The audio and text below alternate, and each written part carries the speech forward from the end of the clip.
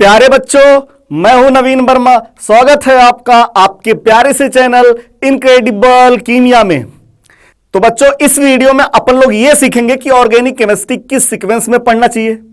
और मैकेनिज्म बहुत सारे बच्चों को टफ लगता बच्चों है, लेकिन अगर उन्हीं बच्चों को मैकेनिज्म सीक्वेंस वाइज से स्टेप समझाया जाए तो बच्चों ऑर्गेनिक केमिस्ट्री बहुत ही सरल हो जाएगी, है ना। तो मैं आप लोग को ऑर्गेनिक केमिस्ट्री किस तरीके से पढ़ाऊंगा। सबसे पहले बच्चों मैं आपको मैकेनिज्म वाइज ऑर्गेनिक केमिस्ट्री पढ़ाऊंगा।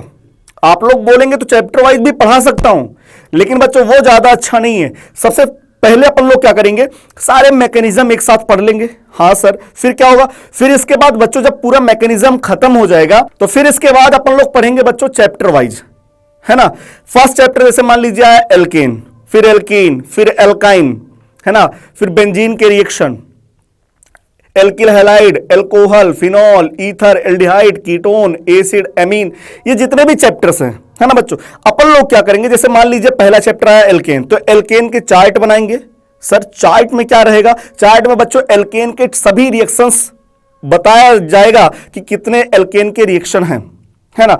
मैकेनिज्म में एल्केन के जो जो रिएक्शन खत्म हो चुके होंगे वो अपन लोग वहीं पे टिक कर लेंगे। सर ये पढ़ लिए मैकेनिज्म के अंदर, जो बचेगा उसी समय तुरंत नोट कर लेंगे। उसी चैप्टर में कुछ नेमिंग रिएक्शन बचे रहेंगे, है ना बच्चों। तो एल्केन पूरा अच्छे से कंप्लीटली खत्म हो जाएगा।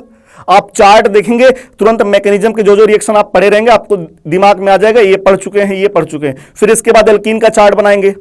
एल्कीन के जो जो रिएक्शन अपन लोग पढ़े रहेंगे उसी चार्ट में टिक कर लेंगे, ये हो चुका है, ये हो चुका है। जो बचेगा तुरंत वही नोट कर लेंगे। क्लियर। फिर एल्काइन का इसी तरीके से चार्ट बनाएंगे, फिर एल्कोहल का, फिर एल्किल हैलाइड का। तो अगर आप लोग इस तरीके से पढ़ेंगे बच्चों तो मुझे लगता है कहीं का क्वेश्चन रहे आपके, चाहे जेईई मेंस हो, चाहे एडवांस हो, चाहे नीट का हो, चाहे बोर्ड का, कहीं का क्वेश्चन ऑर्गेनिक केमिस्ट्री का तो आप कभी गलत नहीं करेंगे बच्चों। 100% दावे के साथ बोल रहा हूं, ठीक है। तो बच्चों अगर ये वीडियो आपको अच्छा लगे और आपको समझ में आए तो ये जो आपका प्यारा सा चैनल है इनक्रेडिबल कीमिया, उसे लाइक कीजिए, शेयर कीजिए और सब्सक्राइब करना बिल्कुल ना भूलें, ठीक है बच्चों। तो चलिए बच्चों, अब मैं आपके लिए ले आया हूं टाइप्स ऑफ रिएक्शन, है ना। इसी टाइप्स ऑफ रिएक्शन के थ्रू अपन लोग रिएक्शन का मैकेनिज्म पहचान जाएंगे, है ना बच्चों। मेनली 4 टाइप के रिएक्शंस होते हैं, मेनली और भी होते हैं लेकिन मेनली उसमें 4 होते हैं। फर्स्ट होता बच्चों या तो एडिशन होगा, या तो सब्स्टिट्यूशन रिएक्शन होगा, या तो एलिमिनेशन रिएक्शन होगा, एंड या तो रीअरेंजमेंट रिएक्शन होगा। ये मेनली 4 होते बच्चों, ठीक है। अब इसमें सबसे फर्स्ट आता है एडिशन। जिस सीक्वेंस में अपन लोग पढ़ेंगे उसी सीक्वेंस में ये चार्ट बनाया गया है, एडिशन रिएक्शन, है ना बच्चों। एडिशन रिएक्शन में बॉन्ड का फ्यूजन 2 टाइप से हो सकता है, या तो बच्चों हेटेरोलिसिस बॉन्ड फ्यूजन होगा या तो होमोलिसिस बॉन्ड फ्यूजन होगा। अगर हेटेरोलिसिस बॉन्ड फ्यूजन होता बच्चों तो वहां पे आयंस बनते हैं, आयनिक होगा, है ना। और अगर होमोलिसिस बॉन्ड फ्यूजन होगा तो वहां पे फ्री रेडिकल का फॉर्मेशन होगा। हाँ सर। अब बच्चों आयनिक जो होता है या तो उसमें इलेक्ट्रोफाइल अटैक करेगा या तो उसमें न्यूक्लियोफाइल अटैक करेगा। बच्चों यहां पे हर रिएक्शन के अंदर इलेक्ट्रोफाइल और न्यूक्लियोफाइल दोनों अटैक करते हैं। सिर्फ टाइमिंग का खेल रहता है, किसका, टाइमिंग का खेल रहता है। जो पहले अटैक करेगा नाम उसी की वजह से आएगा, जो बाद में अटैक करेगा उसका कोई मतलब नहीं है। तो अगर पहले इलेक्ट्रोफाइल अटैक कर देता है, चल रहा है रिएक्शन एडिशन, और बच्चों उसमें हेटेरोलिसिस बॉन्ड फ्यूजन होगा तो आयनिक होगा, और आयनिक में अगर इलेक्ट्रोफाइल पहले अटैक कर देगा बच्चों तो नाम होगा इलेक्ट्रोफिलिक एडिशन रिएक्शन। क्या, इलेक्ट्रोफिलिक एडिशन रिएक्शन होगा बच्चों। लेकिन अगर उसी आयनिक रिएक्शन में पहले न्यूक्लियोफाइल अटैक कर दिया तो नाम क्या होगा, nucleophilic addition reaction, nucleophilic addition reaction, है ना बच्चों। कौन कौन से रिएक्शन इलेक्ट्रोफिलिक एडिशन होते हैं, एल्कीन और एल्काइन के जो भी रिएक्शंस होते हैं बच्चों वो हमेशा क्या होते हैं, इलेक्ट्रोफिलिक एडिशन रिएक्शन होते हैं, ठीक है।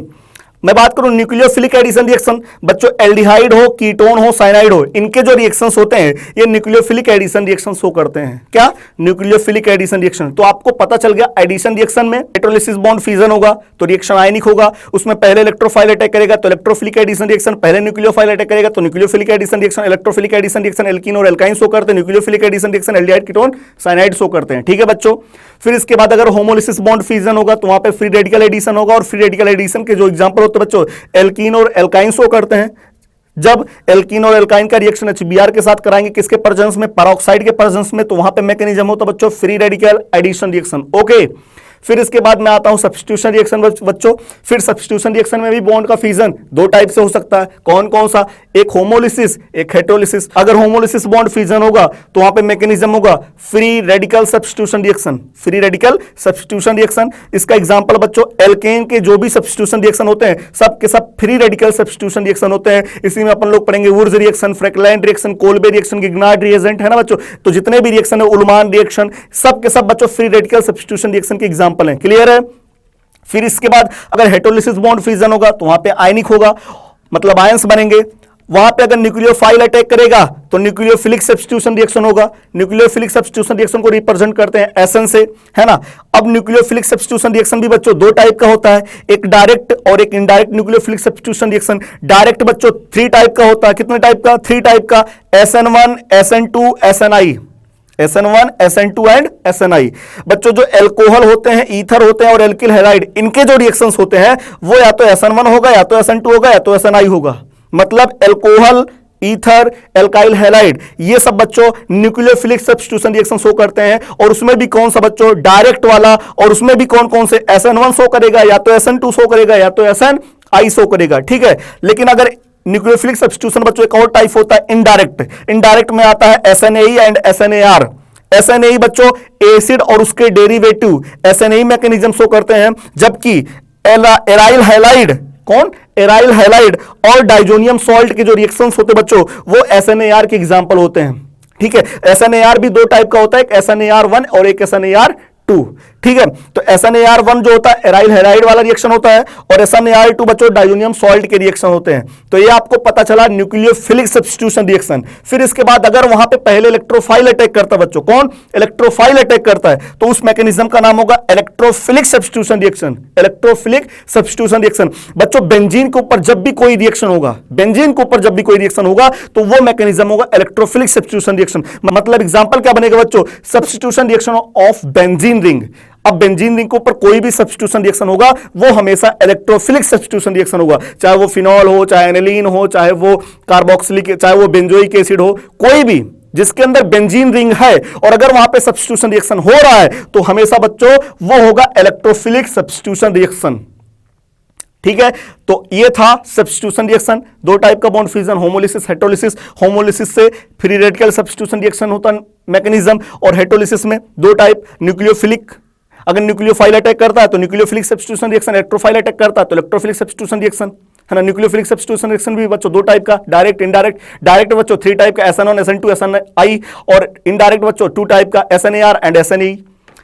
फिर इसके बाद इलेक्ट्रोफिलिक सब्स्टिट्यूशन रिएक्शन, बेंजीन के जितने भी रिएक्शंस होते हैं सब के सब इलेक्ट्रोफिलिक सब्स्टिट्यूशन रिएक्शन के एग्जांपल हैं। अब बात करें एलिमिनेशन रिएक्शन बच्चों। एलिमिनेशन रिएक्शन दो टाइप का होता है, एक अल्फा एलिमिनेशन रिएक्शन और एक beta elimination reaction. Alpha elimination reaction का कोई एग्जांपल अपने को पढ़ना नहीं है, अपने को पढ़ना बीटा एलिमिनेशन। तो बच्चों बीटा एलिमिनेशन रिएक्शन 3 टाइप का होता है, एक E1, एक E2 और एक EI। E1, E2 और EI, है ना बच्चों। कौन कौन से कंपाउंड एलिमिनेशन रिएक्शन शो करते हैं? एल्कोहल के रिएक्शन, एल्किल हैलाइड के रिएक्शन, और R4N+OH- R3NO, है ना, और एस्टर। अगर इनका पायरोलिसिस करवाया जाता बच्चों तो वहां पे भी एलिमिनेशन रिएक्शन होता है। ठीक है। E1, E2 और EI। फिर इसके बाद रीअरेंजमेंट रिएक्शन भी अपने को पढ़ना बच्चों। फिर इसके बाद कंडेंसेशन रिएक्शन भी अपने को पढ़ना है, आइसोमेराइजेशन रिएक्शन भी अपने को देखना है, और पॉलीमेराइजेशन रिएक्शन भी अपने को देखना है। ये छोटे छोटे रिएक्शंस है, कहीं कहीं 3-4 रिएक्शन कंडेंसेशन के हैं पूरी ऑर्गेनिक केमिस्ट्री में, या आइसोमेराइजेशन के कुछ रिएक्शंस हैं, और कुछ रिएक्शन पॉलीमेराइजेशन के हैं। तो इन सबको भी अपन लोग पढ़ लेंगे, है ना बच्चों। तो इस पूरे मैकेनिज्म को पढ़ने के बाद आपकी ऑर्गेनिक केमिस्ट्री 80% कंप्लीट हो जाएगा बच्चों। रिएक्शंस के 80% कंप्लीट हो जाएगा, बचा 20% वो चैप्टर के अंदर होगा। क्लियर है? तो बच्चों इस चार्ट को आप अपने नोट्स में बना लीजिएगा और एकदम सीक्वेंस वाइज से दिमाग में इस चार्ट को आप लोग याद कर लीजिएगा कि इसी सीक्वेंस में पढ़ेंगे। तो मतलब अगले वीडियो में मैं आपको पढ़ाने वाला हूं क्या बच्चों? सबसे फर्स्ट मैं आपको पढ़ाऊंगा इलेक्ट्रोफिलिक एडिशन रिएक्शन, फिर मैं आपको पढ़ाऊंगा न्यूक्लियोफिलिक एडिशन रिएक्शन, फिर मैं आपको पढ़ाऊंगा फ्री रेडिकल एडिशन रिएक्शन। तो अपना एडिशन रिएक्शन कंप्लीट हो जाएगा, यस सर। फिर मैं आपको पढ़ाऊंगा सब्स्टिट्यूशन रिएक्शन। सब्स्टिट्यूशन रिएक्शन में सबसे पहले पढ़ाऊंगा फ्री रेडिकल सब्स्टिट्यूशन, फिर इसके बाद पढ़ाऊंगा बच्चों न्यूक्लियोफिलिक सब्स्टिट्यूशन रिएक्शन में डायरेक्ट SN1, SN2, SNI, और फिर इनडायरेक्ट SNI और SNAR। ओके फिर इसके बाद बच्चों मैं आप लोगों को पढ़ाऊंगा इलेक्ट्रोफिलिक सब्स्टिट्यूशन रिएक्शन, फिर इसके बाद बच्चों पढ़ाऊंगा एलिमिनेशन रिएक्शन, इसमें E1 E2 EI, और इसके बाद रीअरेंजमेंट, कंडेंसेशन, आइसोमेराइजेशन, पॉलीमराइजेशन, जितने भी रिएक्शन है 2-3 पेज के अंदर वो भी कंप्लीट हो जाएंगे। ठीक है, तो ये अपना पूरा मैकेनिज्म कंप्लीट हो जाएगा। फिर इसके बाद अपन लोग चैप्टर वाइज पढ़ेंगे, alkane, alkene, alkyne, alkyl halide, alcohol, ether, phenol, aldehyde, ketone, carboxylic acid, amine, etcetera etcetera etcetera. फिर चैप्टर वाइज चार्ट बना बना के पढ़ लेंगे, पूरी ऑर्गेनिक केमिस्ट्री कंप्लीट हो जाएगी।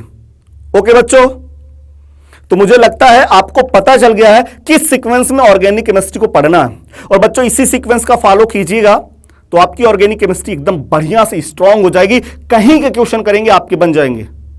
ठीक है, तो बच्चों अगर ये वीडियो आपको अच्छा लगा हो, आपको समझ में आया हो, तो ये जो आपका प्यारा सा चैनल है इनक्रेडिबल कीमिया, उसे लाइक कीजिए, शेयर कीजिए और सब्सक्राइब करना बिल्कुल ना भूले। ओके बच्चों, बाय।